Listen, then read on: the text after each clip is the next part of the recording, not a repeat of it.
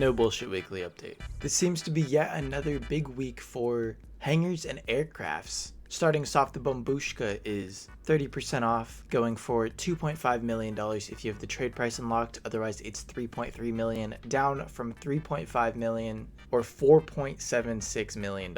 That's pretty hefty. So if you guys are looking to get a Bombushka, now is definitely the time to capitalize on that. The Super Velito is on sale for $1.48 million, down from 2.1. I would probably skip out on this one if I were you, because this is literally the yacht helicopter. So you would get one for free just by purchasing a yacht, and it's like a tenth of the price. So yeah, not super worth it in my opinion. The Titan is also on sale for $1.4 million, down from 2 mil. And while it is a cool plane, it doesn't have very many features. So I'd probably advise against buying it. Although when I started playing GTA, I really did like the Titan, so if you're looking to grab one, now's the time. Well, it is 30% off. Supposedly, the Hermes and the Stafford are also supposed to be 30% off, but I can't find them on the websites. But agencies are 40% off, if you guys are looking to grab one of those. Definitely a really useful property, being able to store Amani Tech vehicles and then having access to security contracts and that sort of thing.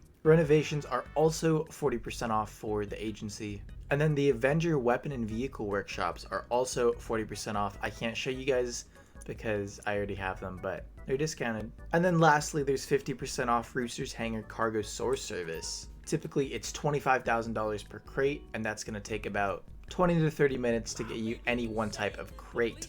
This was added with the Mercenaries DLC, and it's not the most worth it thing ever. While it's 25 grand, but it is half off, making it far more worth it if you like to be lazy. For money making this week, there's 2 times money in RP for security contracts within the agency. I would definitely take advantage of this one. And then there's 2 times money in RP for both the Project Overthrow missions that were added with the new Mercenaries update, as well as LSA operations. And lastly, all air races are 2 times money in RP as well. The prize rider for this week is the Comet SR. Absolutely stunning vehicle that you can get by placing first in street races 3 days in a row.